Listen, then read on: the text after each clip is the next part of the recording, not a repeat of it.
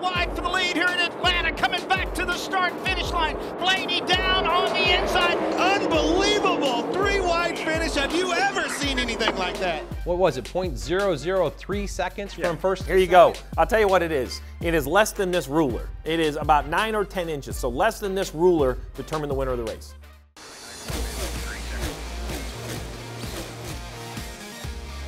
Welcome into NASCAR Inside the Race, presented by Consumer Cellular, reacting from a crazy Atlanta. I think Atlanta is crazy all the time now, but this was over the top.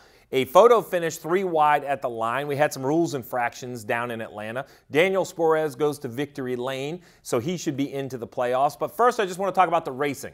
As a race fan, I know you're a former crew chief and all that, but as a race fan, what did you make out of the 400 miles from down in the Peachtree State? As a race fan, you've got to love the consumption here. It was interesting to see comers and goers. You saw some cars that were trimmed out for speed. You saw some cars that qualified not so well, but they had more handling in their race cars.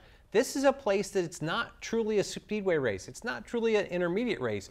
It has a little bit of both, and I think we saw all that play out and how the race came through. Well, it all played out in the race, and it all played out in Daniel Suarez's day. If we take a look at it, his day overall is pretty chaotic, really from the start. Started outside the top 20, lap 2, gets in the big accident down in turn 1. Did some significant bodywork damage to the car, but the team did a nice job getting it repaired. Yeah, came at lap 2, spent 70-some seconds, I think, in pit road. Came back at 4, came back at 7. 3 stops within that caution to really work on this, focus on getting their car fixed up. Came back at the next caution, lap 28, I think it was. Another significant time spent, but they focused on getting their car as good as they could get it. What I like is after that stop, they said, enough is enough. Now it's time to race. We've got the car the best they can. And they did a nice job racing, but it was a day of close calls. This is a little bit later, right? Lap 135 coming to pit road. You're going to see up ahead, entering off the backstretch, Michael McDowell gets a little bit of free on the brakes, collects William Byron. A close call. You know, it's not that close, but your heart rate has to go up not knowing where those 2 cars are going to go. Yeah, because you're kind of defined here. This is where you're getting the commitment line to come into pit road around those 2 corners, not knowing whether they're going to bounce off, whether one's going to turn back at you.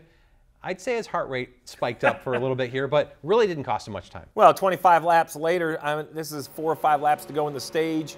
You're going to see right here that yellow car up ahead. Joey Logano gets tight up the track, collects Buescher. They both collect Denny Hamlin. Not a great move or required move by Daniel, but definitely right place, right time being on the bottom. Definitely being at the bottom there. The wreck moved itself up the racetrack, and he was close enough to it, just drove on by. Well, right place, right time, maybe for some, but I think this is the right move. This is a lap 240. Now we're on lap 241 across the start-finish line, heading into turn 1. You see Denny Hamlin ahead. I have Suarez in about the 10th position. He knows it's time to be on offense. Rarely do you get a chance to put, Denny Hamlin in a bad spot. He does it right here. Moves left inside the 11. That puts the 11 4 wide. Briscoe, Denny Hamlin just don't make it out. This cycles him to 3rd when the caution comes out. Yeah, I think a great move. I think this is especially for the timing of the race. You're at a point you've got to put yourself in position.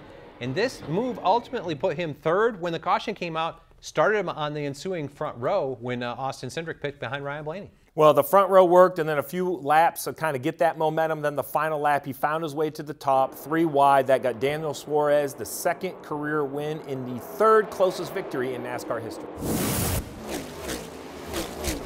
Suarez goes to victory lane, but unfortunately, I don't know if the talk is about the winner as much is about the finish. It was a great race, but I didn't see this finish. No, I don't think we've ever seen a finish like this.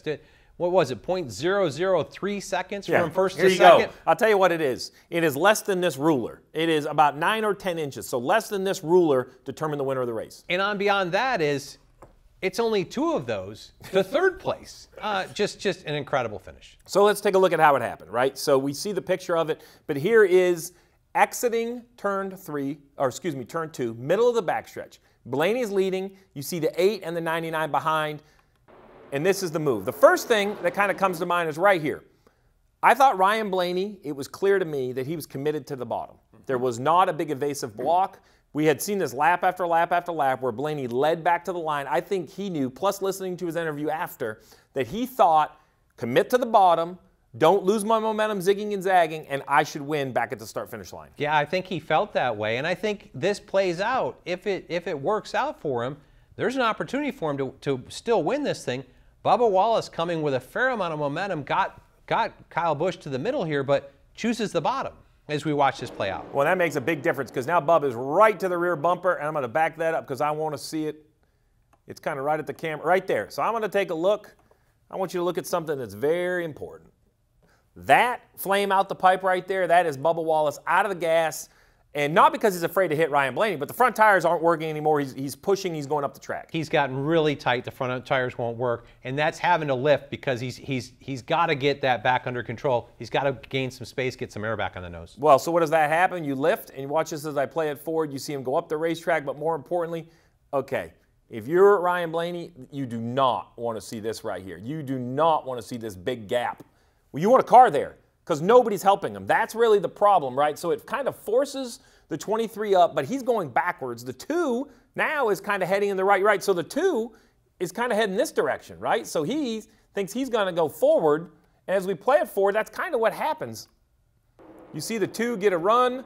I think the 2 at this point, to be quite honest, Bubba doing a nice job trying to side draft. I don't think Cindric wants to push the 99. But I don't think the third car in line, the 47 of Stenhouse, he's not going to give him any option. He's going to get right to his rear bumper right there. And you see, it's not much, but the momentum is going forward on the 2 to the start-finish line. Yeah, definitely one of those situations. The start-finish line, to the point, this is a 1.5 mile racetrack. If we looked at Daytona last weekend, that move off of 4, that transfers momentum forward. That ends up making a significant difference. But it's so short from turn 4 exit to the start-finish line, you can't back up and have a run. You had to have it coming through the corner. I really believe you could see this finish 3 or 4 times and you could get 2 or 3 different winners. I really think it's the guys second, third, fourth in line that are going to determine everybody up front. And I'm going to take a minute. I think we sometimes underappreciate drivers. First of all, this was an intense race. But second of all, when this happens right here, they are 3 wide for the race win. And I want to point out that look at the gaps. They're not hitting each other. They're not wrecking each other. They didn't bring out a yellow to ruin this race. They gave the race fans the finish they deserved. And Blaney, Kyle Busch, and Suarez should be applauded for that because so many times we get this, well, everything was on the line excuse that you can turn left or right or hit a guy. These 3 allowed the race to play out, and the fans got a great finish. And what I love is all 3 of them were doing what they thought was best for the race. And all 3 of them, it ended up being within 2 feet, as we pointed out. It put on a heck of a show. And to your point, clean racing. Well, let's talk about the finish. So this is the shot that Fox used. It's a really nice slow-mo of the start-finish line. I'm going to pause it about right here because I want to have a conversation. First of all, let's talk about where we're racing to. I know that sounds silly, but we are not racing to the checkered. We are not racing in this area right here.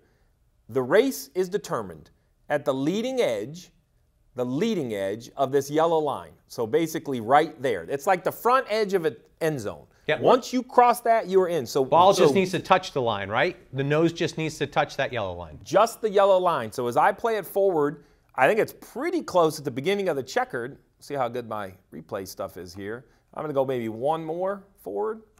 So if you look right here, in my mind, the 99 is definitely on the line. And if we zoom in, even though it's a little blurry, there's a small 8, 9, 10-inch gap, and then basically a 20-inch gap back to Kyle Busch, so it's clear that Suarez is the winner. Yeah, and this is, keep in mind, this is 177 miles an hour. They're covering a football field every second. So this is decent camera footage, but it's still a little blurry. NASCAR has a little more defined view of this. So we asked NASCAR. They were very kind. A week ago, they showed the aerial of what determined the finish of the Daytona 500. So this is what NASCAR uses. Now, stick with me. This is at the inside of the racetrack looking to the outside. This is on pit lane.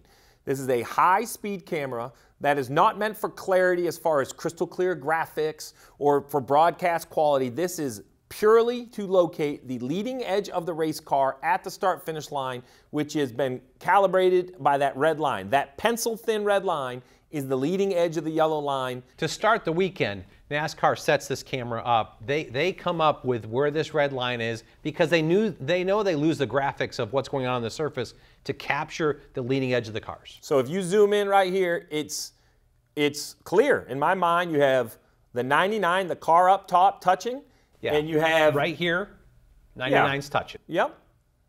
And then you have the 12, who's back a little bit, right? So if we zoom in, there's actually even a horizontal red line. You can see right there, they're kind of measuring back to the bumper of the 12. So in the 3rd closest finish in NASCAR history, that's how it was determined. It's the closest top 3 ever in NASCAR history, all within 2 feet, but that's how it was determined in the tower on Sunday night at Atlanta. Great finish in Atlanta, great racing, but other news out of the weekend. NASCAR on Saturday, pre-qualifying, confiscates the roof rails from the 10 and the 41 cars of SHR. Let's walk through it. I guess first, let's talk about roof rails. What are they? Why do they care? What exactly are they used? This is right out of the rule book. This is a look of the greenhouse of a NASCAR Next Gen vehicle. The roof rails are in color. So they're a vertical edge that sits up here to trip air. Multiple pieces because they come across roof flaps, and the roof flaps need to work separately of them. You see A, B, C, D, E, and F. The G is fasteners for it, but these are parts that are put on it. They are team-produced parts. This is not a single-source supplier part. This is a part that there is a NASCAR drawing for it, a CAD drawing in definitions for it. The teams produce these. Obviously, something that NASCAR didn't like. So I will, in the rule book, you know me, I love the rule book. Team-produced.